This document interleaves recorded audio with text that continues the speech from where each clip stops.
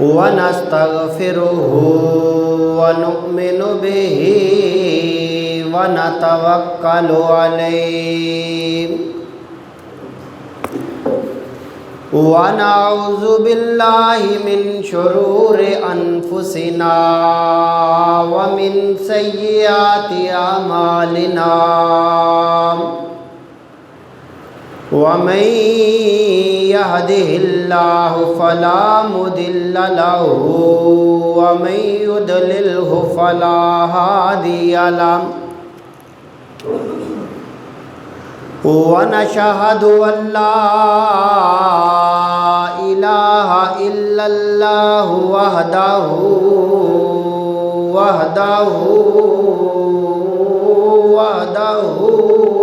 لا شريك له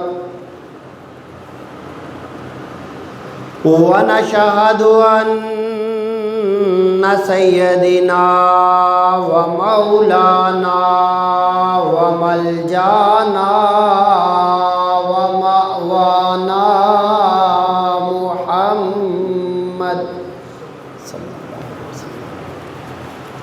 وعلى آله وأصحابه وأهل بيته أجمعين أما بعد فأعوذ بالله من الشيطان الرجيم بسم الله الرحمن الرحيم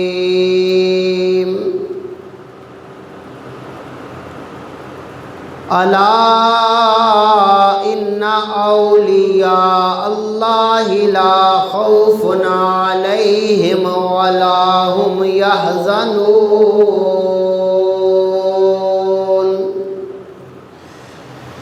صدق الله العظيم وصدق رسوله النبي الكريم الأمين إن الله وملائكته يصلون على النبي يا أيها الذين آمنوا صلوا عليه وسلموا تسليما پڑھیے الصلاۃ والسلام علیک یا سیدی یا رسول اللہ الصلاۃ والسلام علیک یا سیدی یا نبی اللہ الصلاۃ والسلام علیک یا سیدی یا رحمت للعالمین وعلى آلك وصحابك يا محبوب رب العالمين مولاي صل وسلم دائما أبدا على حبيبك خير الخلق كلهم هو الحبيب الذي ترجى شفاعته لکل حول من الاحوال مقتحمی مولاي صل وسلم دائما ابدا علی حبیبک خیر الخلق کلہم فإن من جودک الدنیا وذرتها ومن علومک علم اللوح والقلم مولاي صل وسلم دائما ابدا علی حبیبک خیر الخلق کلہم گنج بخش فیض عالم مظہر نور خدا گنج بخش فیض عالم مظہر نور خدا ناکساں را پیر کامل کاملاں را رہنما اللہ جل جلالہ کی حمد و ثنا اس کے محبوب لامکاں حبیب کبریاء احمد دوسرا حضرت محمد مصطفیٰ صلی اللہ علیہ وآلہ وسلم کی بارگاہ میں نذرانہ درود و سلام پیش کرنے کے بعد اللہ خالق کائنات کی بارگاہ میں دعا ہے کہ اللہ خالق کائنات ہم سب کی نماز جمعہ کو اپنی بارگاہ میں قبول و منظور فرمائے، اور اس نماز جمعہ کے صدقے سے کل بروز محشر کریم آقا صلی اللہ علیہ وآلہ وسلم کا دامن شفاعت نصیب فرمائے۔ معزز و محتشم سامعین،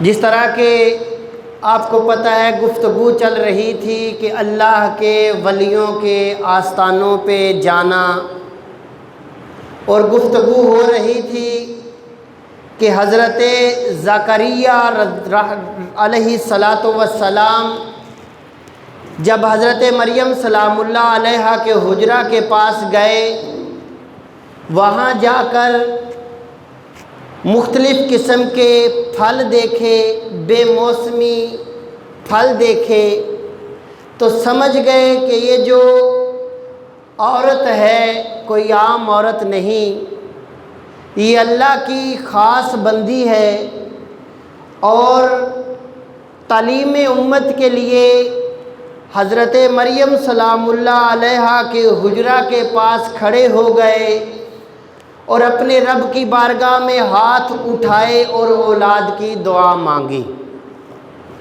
اب گفتگو پچھلے جمعہ پہ بھی اسی آیت پہ ہو رہی تھی کہ دیکھیے، ولی چاہے کتنے بھی اعلیٰ مقام پہ کیوں نہ ہو، ولی چاہے جتنے بھی اعلیٰ و عرفہ مقام پہ کیوں نہ ہو، وہ نبی کی ایک سانس کے برابر بھی نہیں ہو سکتا۔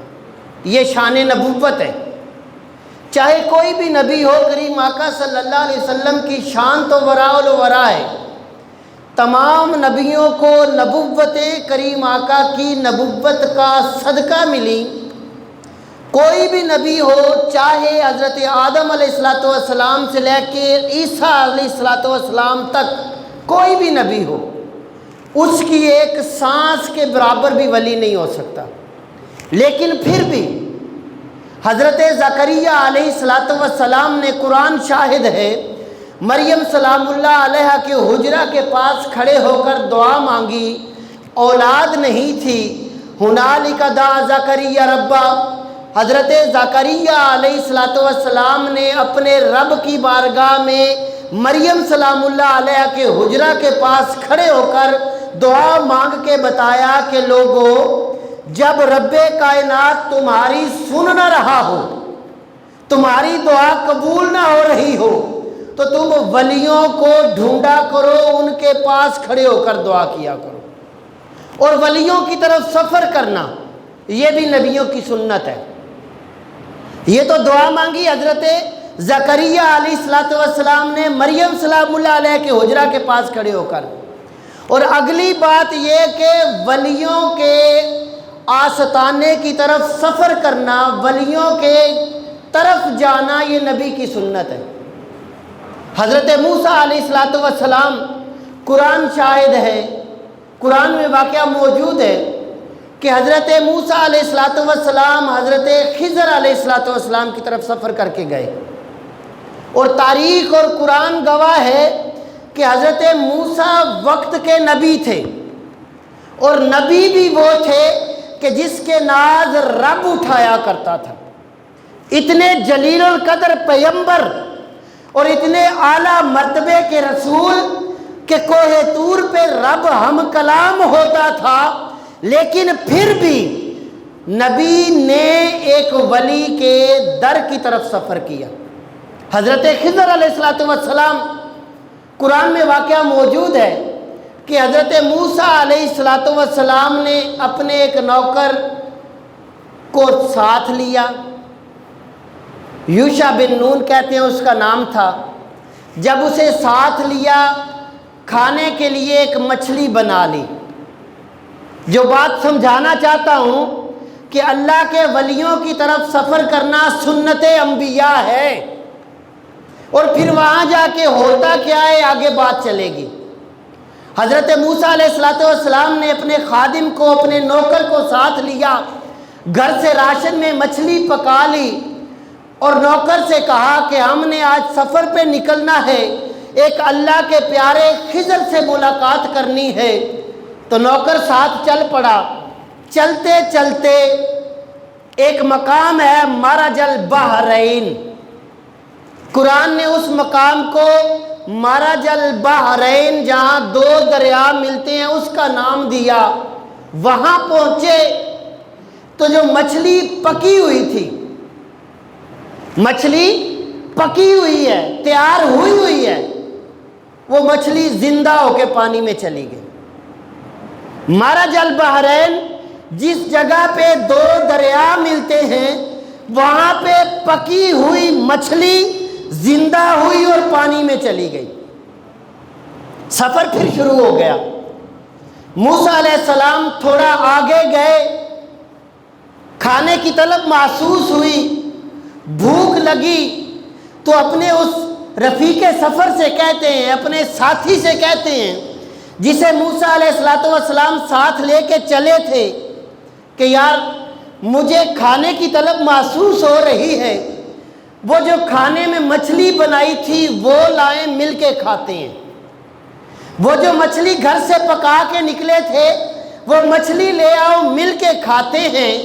اب وہ جو موسیٰ علیہ السلام کے ساتھی تھے، خادم تھے، وہ کہنے لگے حضرت مجھ سے بڑی غلطی ہو گئی، مرج البحرین کے مقام پہ جب ہم بیٹھے تھے تو وہاں پہ مچھلی زندہ ہو کر پانی میں چلی گئی تھی، مجھے آپ کو بتانا یاد نہیں رہا، حضور وہ پکی ہوئی مچھلی زندہ ہو کے سمندر میں چلی گئی ہے۔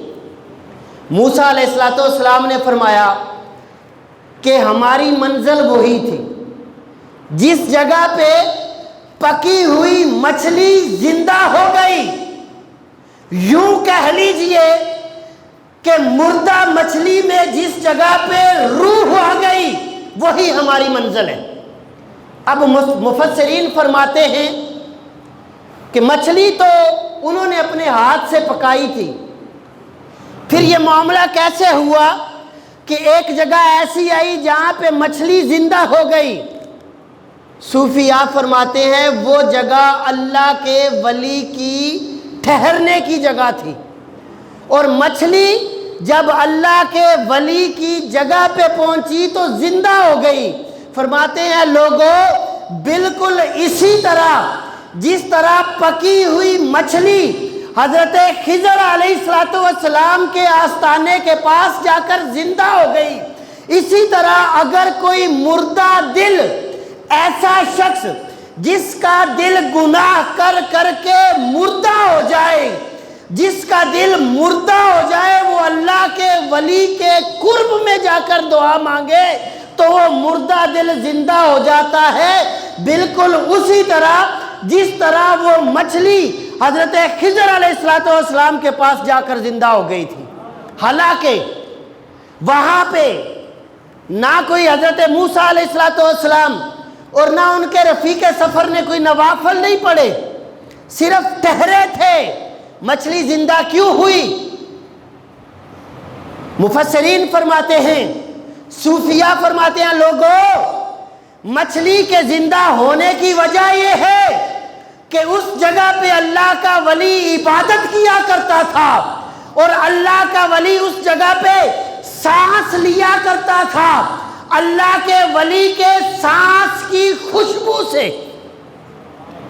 بات جو کرنا چاہتا ہوں، جس جگہ پہ اللہ کا ولی موجود ہو وہ تو بڑی عرفہ والا بات ہے، جس جگہ پہ اللہ کا ولی بیٹھ جائے، وقت گزار دے، اس جگہ سے بھی فیض ملتا ہے۔ آپ داتا علی حجویری رحمت اللہ علیہ کی عرس پہ جائیں، ساتھ ایک حجرہ ہے، وہاں پہ خواجہ معین الدین چشتی اجمیری نے چلا کیا۔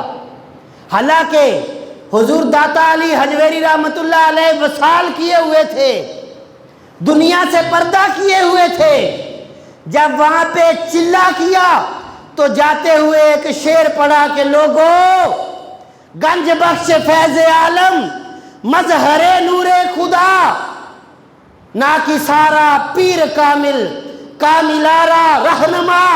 لوگوں تم کہتے ہو کہ ولی کر کچھ نہیں سکتا، دے کچھ نہیں سکتا۔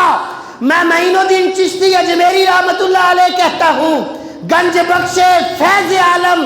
لوگوں یہ جو داتا علی حجویری ہے، گنج بخش یہ بخشش کا خزانہ ہے، فیض عالم یہ لوگوں کو فیض دینے والا ہے، مظہر نور خدا۔ اگر کسی نے نور خدا کا مظہر دیکھنا ہو تو وہ داتا علی حجویری کے آستانے پہ آ جائے۔ نہ کہ سارا پیر کامل، کاملارا رہنما۔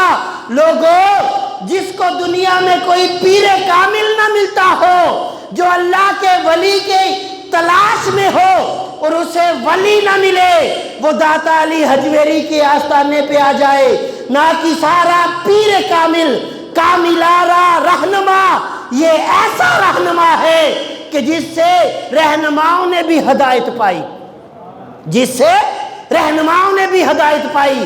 بزرگ فرماتے ہیں کہ لوگوں اگر کسی نے داتا علی حجویری سے فیض لینا ہو تو داتا علی حجویری کی کتاب کشف المحجوب کو پڑھو، کشف المحجوب کو پڑھو۔ کیونکہ بندہ جس سے پیار کرتا ہے اس کی صحبت میں رہنے کی کوشش کرتا ہے، انسان جس سے پیار کرتا ہے اس کے قریب رہنے کی صحبت میں، اس کے قریب رہنے کی کوشش کرتا ہے۔ اور حضور داتا علی حجویری کا قرب یہ ہے کہ ان کی کتاب کا مطالعہ کرو، اور جس سے آپ کو پیار ہو اس کی سیرت اور اس کی کتاب کا مطالعہ کرو تو تم یہ سمجھو کہ تمہیں ان کا قرب مل رہا ہے۔ اسی طرح اگر کوئی کریم آقا صلی اللہ علیہ وسلم کا قرب چاہتا ہے تو کریم آقا کی حدیث کا مطالعہ کرے۔ اور بزرگ فرماتے ہیں جس طرح اگر تم دنیا میں کسی بزرگ کا قرب چاہتے ہو تو اس کی سیرت کا مطالعہ کرو، کریم آقا کا قرب چاہتے ہو تو حدیث کا مطالعہ کرو۔ اگر قرب خدا بندی چاہتے ہو، اگر تم یہ چاہتے ہو کہ تمہیں خدا کا قرب ملے تو لوگوں صبح و شام قرآن کا مطالعہ کیا کرو، تم قرآن کا مطالعہ کرو، تمہیں قرب خدا بندی ملے گا۔ اور یہ اللہ والے جو ہیں ان کی بارگاہ میں جانا یہ نبیوں کی سنت ہے۔ حضرت موسیٰ علیہ السلام نے سفر کیا اور جب ان کی صحبت مل جائے، جب ان کی صحبت مل جائے، یہ انسان کی بڑی خوش قسمتی ہوتی ہے۔ کسی ولی کی ایک گھڑی کی صحبت، کیونکہ مزارات پہ جا کے یہ ولیوں کی صحبت ہوتی ہے، یہ دلیل سے بات کروں گا۔ مزارات پہ جاؤ تو تمہیں اللہ کے ولی کا قرب ملتا ہے، اور جب اللہ کے ولی کا قرب نصیب ہو جائے جسے، وہ اتنا خوش نصیب ہوتا ہے کہ رب کائنات اس کے سارے گناہ معاف کر دیتے ہیں۔ مشکوٰۃ شریف میں حدیث موجود ہے، آپ نے پہلے بھی سن رکھی ہوگی کہ ایک شخص تھا، اس نے 99 قتل کیے، 99 قتل کیے۔ توبہ کا ارادہ ہوا، دل میں خیال آیا کہ بڑے گناہ کر لیے، آج توبہ کروں۔ میری طرح کے ایک صوفی کے پاس گیا، ایک خشک مولوی کے پاس گیا، جا کر کہنے لگا حضرت 99 قتل کر دیے ہیں، 99 قتل کر دیے ہیں، 99 قتل کر دیے ہیں، حضرت توبہ کرنا چاہتا ہوں۔ صرف صوفی تھا، خشک تھا، کہنے لگا جس نے ایک انسان کا قتل کیا اس کے لیے تو بخشش نہیں ہے، تو نے تو 99 قتل کر دیے، تیری توبہ کیسے قبول ہوگی؟ کوئی توبہ قبول نہیں ہونی۔ غصہ آیا، اسے بھی قتل کر دیا، پورا 100 ہو گیا۔ جب پورا 100 ہو گیا، چند دن گزرے، پھر توبہ کا ارادہ ہوا، پھر ایک اللہ کے ولی کی بارگاہ میں چلا گیا، جا کر کہتا ہے حضور اس طرح کر کے میں نے 100 قتل کر دیے ہیں، اب میں چاہتا ہوں کہ توبہ کر لوں، اب میں چاہتا ہوں کہ توبہ کر لوں۔ حدیث شریف ہے، وہ بزرگ فرماتے ہیں کہ اگر توبہ چاہتے ہو تو رب تو تیری توبہ کا منتظر ہے، جلدی کر، پھر دیر کیوں کر رہا ہے؟ توبہ کا منتظر ہے رب کہ اے بندے تو آ تو صحیح، تم مجھ سے دور کیوں پھر رہا ہے؟ کہنے لگا حضور پھر کہاں جا کر توبہ کروں؟ وہ بزرگ فرماتے ہیں ایسے کرو، فلاں جگہ پہ چلے جاؤ، فلاں جگہ پہ، اس جگہ سے تقریباً وہ 150 میل کی مسافت تھی، اس جگہ پہ چلا جاؤ، وہاں پہ کچھ اللہ کے نیک بندے رہتے ہیں، وہ ہر وقت اللہ کی یاد میں مشغول رہتے ہیں، تو اس اللہ کے ولیوں کے پاس جا کر رب سے معافی مانگ، رب تیرے سارے گناہ معاف کر دے گا۔ تو نے جتنے بھی قتل کیے ہیں نا، تو جا اس جگہ پہ، اللہ کے ولی اس کی یاد میں مصروف ہوتے ہیں، اللہ کو منانے میں لگے ہوئے ہیں، تو وہاں چلے جا، وہاں جا کر رب سے معافی مانگ، رب تیرے سارے گناہ معاف کر دے گا۔ اس شخص نے جب یہ سنا تو گھر سے نکل پڑا۔ حدیث شریف میں الفاظ موجود ہے، عربی میں اس لیے نہیں پڑھتا کیونکہ بات سمجھانا مقصود ہے، عربی میں پڑھوں شاید آپ کو سمجھ نہ آئے، عربی پڑھ کے میں چلا جاؤں، لیکن بات سمجھنا مقصد ہوتا ہے۔ اس شخص نے جب یہ سنا کہ فلاں بستی میں اللہ کے ولی اللہ کو راضی کرنے میں لگے ہوئے ہیں، تو توبہ کا ارادہ کر کے سفر شروع کر دیا۔ ابھی گھر سے نکلا ہے، تھوڑا سفر کیا ہے، زیادہ باقی ہے، آدھے سے کم سفر کیا ہے، روح پرواز کر گئی۔ جب روح پرواز ہوئی، توبہ کا ارادہ کر کے ولیوں کی طرف چلا تھا، روح پرواز کر گئی، رحمت کے فرشتے بھی آ گئے اور جہنم والے فرشتے بھی آ گئے، آپس میں بحث اور تکرار ہونے لگ گیا۔ جہنمی کہتے ہیں یہ بندہ گناہ گار تھا، ساری زندگی گناہوں میں گزار دی، 100 قتل کر دیے، لہٰذا اس کا مقدر جہنم ہے، اسے ہم لے کے جائیں گے۔ جنت والے فرشتے کہتے ہیں اگرچہ جہنمی تھا، گناہ گار تھا، لیکن توبہ کا ارادہ کر کے اللہ کے ولیوں کی طرف سفر شروع کر دیا تھا، یہ جنتی ہے، اسے ہم لے کے جائیں گے۔ فرشتے آپس میں جھگڑنے لگ گئے، بحث و تکرار ہونے لگ گیا۔ جہنمی کہتے ہیں یہ جہنمی ہے، ساری زندگی گناہوں میں گزار دی، جنتی کہتے ہیں پہلے تھا، اب توبہ کر کے ولیوں کے طرف سفر شروع کیا، یہ جنتی ہے۔ فرشتے آپس میں بحث و تکرار کر رہے ہیں۔ رب کائنات نے فرمایا فرشتوں جھگڑو نہیں، بحث و تکرار نہیں کرو، ایسے کرو کہ زمین کی پیمائش کر لو، زمین کچھ لو، من لو، اگر تو یہ گناہ گاروں کی طرف زیادہ ہوا تو جہنم والے فرشتے لے جائیں، اگر یہ ولیوں کی طرف زیادہ سفر کر چکا ہوا تو جنت والے فرشتے لے جائیں۔ لہذا معاملہ ختم ہو گیا، زمین کی پیمائش شروع ہونے لگی تو رب کائنات نے زمین سے کہا کہ میرے ولیوں کی طرف سکڑ جا، اسے میرے ولیوں کے قرب میں کر دے، میرے ولیوں کے قرب میں کر دے۔ فرشتوں نے جب پیمائش کی تو وہ شخص اللہ کے ولیوں کے زیادہ قریب تھا، ابھی پہنچا نہیں تھا ولیوں کے پاس، پہنچا نہیں تھا، صرف قرب ملا تھا۔ تو رب کائنات نے فرمایا جب یہ میرے ولیوں کے قرب میں آ گیا تو لہٰذا اس کا مقدر جنت لکھ دو۔ جتنا بھی گناہ گار ہو، توبہ کے ارادے سے ایک بار اللہ کے ولی کے آستانے پہ جا کر معافی رب کائنات سے مانگنی ہے۔ یہ بات ذہن میں رکھنا، جانا کہاں ہے؟ اللہ کے ولی کے آستانے پہ، معافی ولی سے نہیں مانگنی، ولی کچھ بھی نہیں کر سکتا، کرنا میرے رب نے ہے، لیکن رب کی رحمت ولیوں کے وسیلے سے مانگنی ہے۔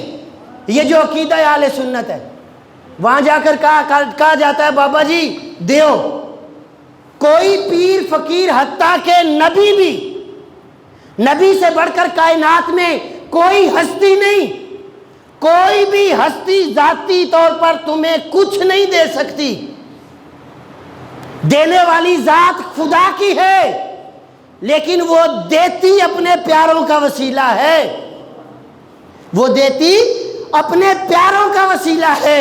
ولیوں کے آستانے پہ جاؤ لیکن مانگو رب سے وسیلہ ان کا، تو رب کائنات تمہیں سب کچھ عطا کر دیں گے۔ میں نے قرآن کی آیت پڑھی، زکریا علیہ السلام نے مریم سلام اللہ علیہ کے حجرے کے پاس جا کر مانگا، رب سے مانگا، مریم سلام اللہ علیہ کے حجرے کے پاس کھڑے ہو کر۔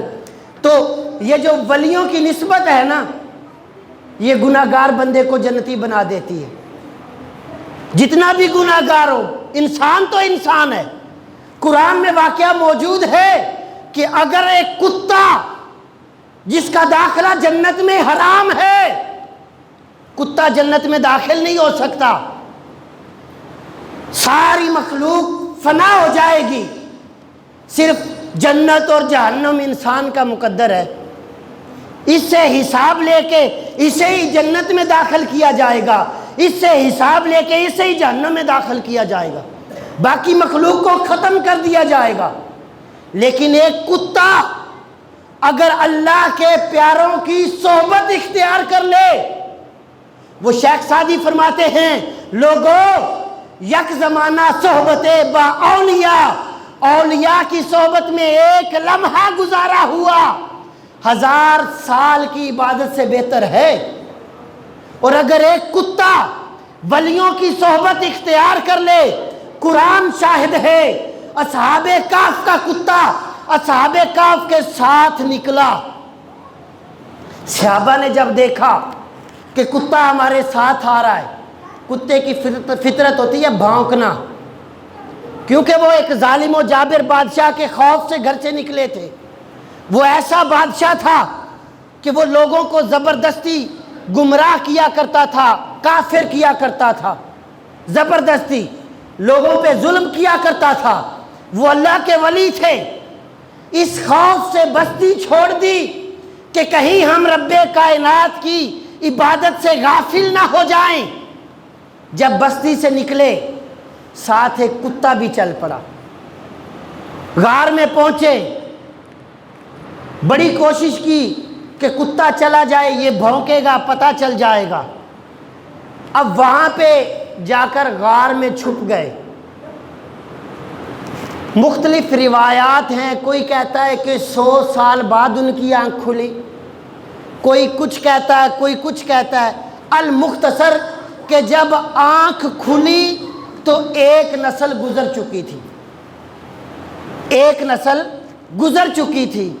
اب وہ دیکھ لیں 60 سال کی ہو سکتی ہے، 100 سال کی ہو سکتی ہے، کیونکہ باس و تکرار اس میں نہیں ہے۔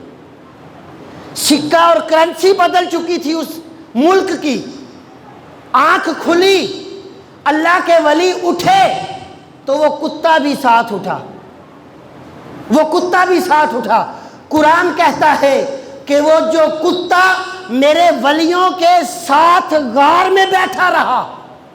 ہم تو انسان ہیں، ہم انسان ہیں، اشرف المخلوقات ہیں، اور رب کائنات فرماتے ہیں ان الارض یارثھا من عبادی الصالحون، کہ لوگوں یہ جو زمین ہے نا، یہ میرے ولیوں کی وراثت ہے، میراث ہے۔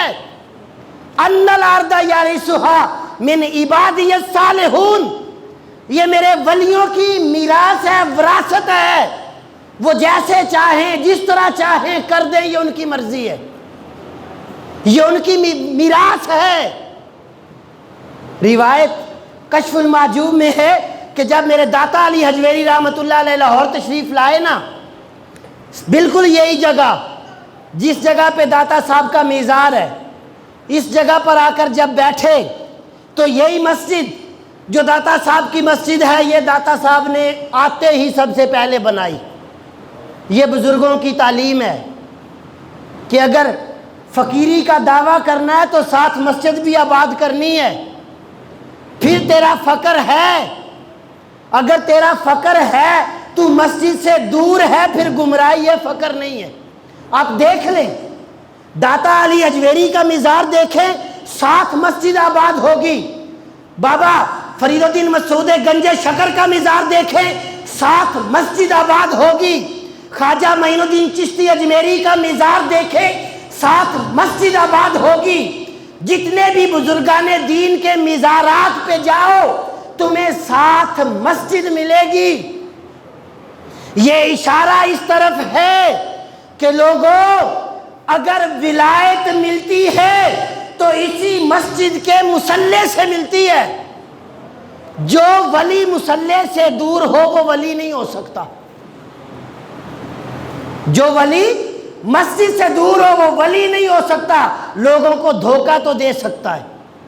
حضور داتا علی اجویری جب لاہور تشریف لائے، ڈیرا لگایا اس جگہ پہ، مسجد بنائی، بزرگ تھے ذرا، تو وقت کے کچھ مولوی جنہیں علم کا ہیضہ ہوا تھا، اس معاشرے میں بھی مولوی ہیں کہ جنہیں علم کا ہیضہ ہو جاتا ہے، وہ بندوں کو بندہ نہیں سمجھتے، وہ سمجھتے ہیں اگر میں نے 4 لفظ پڑھ لیے ہیں تو میں پتہ نہیں ایک الگ سے مخلوق بن گیا ہوں، ایک علیحدہ مخلوق خود کو تصور کرنے لگ جاتے ہیں، چھوٹے بڑے کا احترام ختم ہو جاتا ہے۔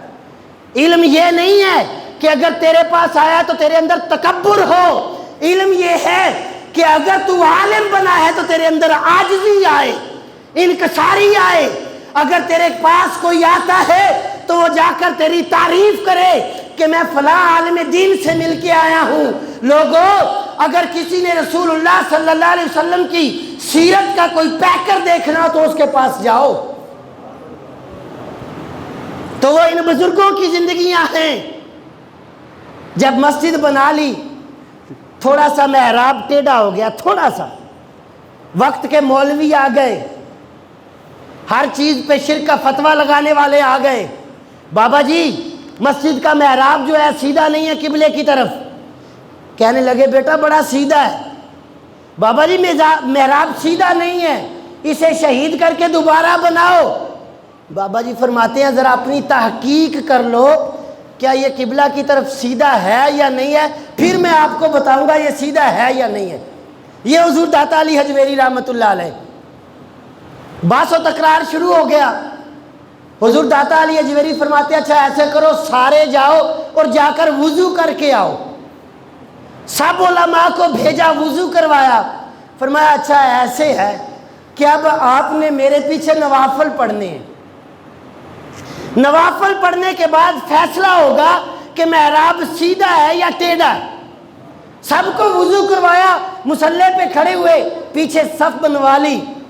جب اللہ اکبر کہا، سب نے تکبیر کہی تو سارے پردے اٹھ گئے۔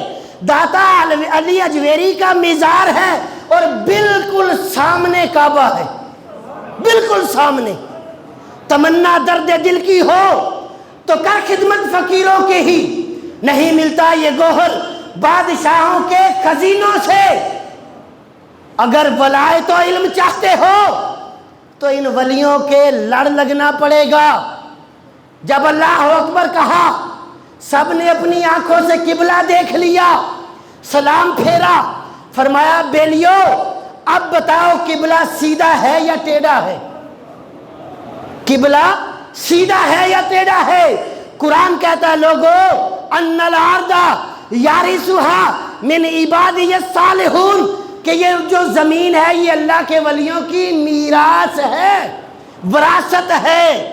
وہ جس جگہ پہ ہو ساری روئے زمین کو دیکھتے ہیں، ساری روئے زمین کو دیکھتے ہیں۔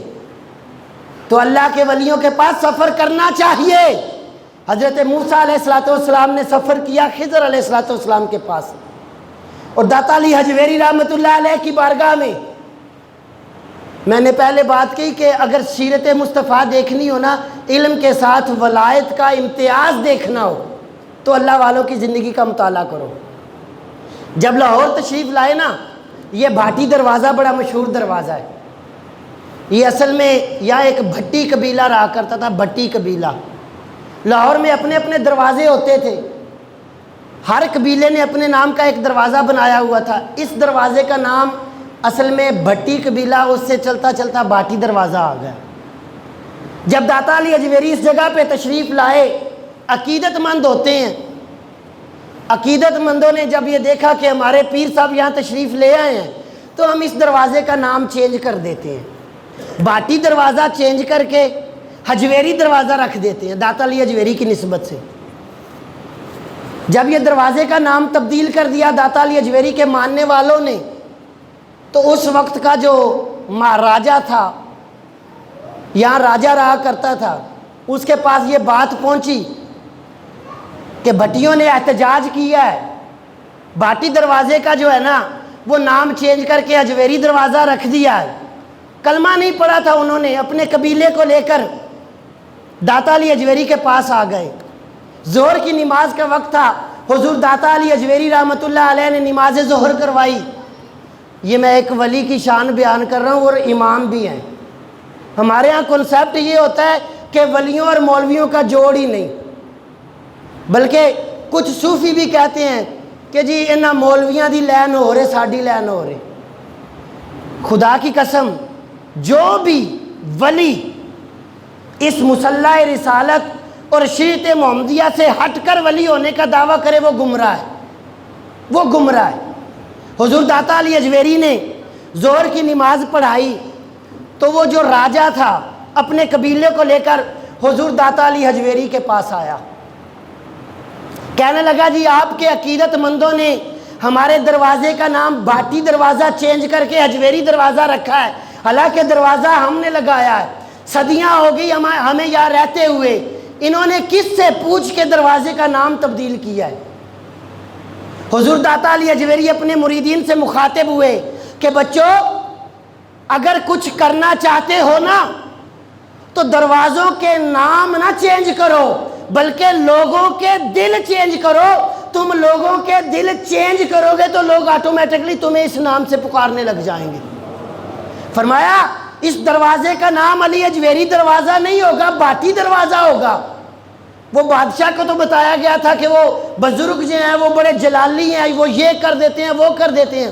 جب اس بادشاہ نے دیکھا کہ اتنے شفقت اور پیار سے وہ بزرگ اپنے مریدوں کو سمجھا رہے ہیں کہ دروازہ انہوں نے لگایا ہے، رہتے وہ یہاں ہیں، تم کون ہوتے ہو دروازے کا نام تبدیل کر کے اجویری دروازہ رکھنے والے؟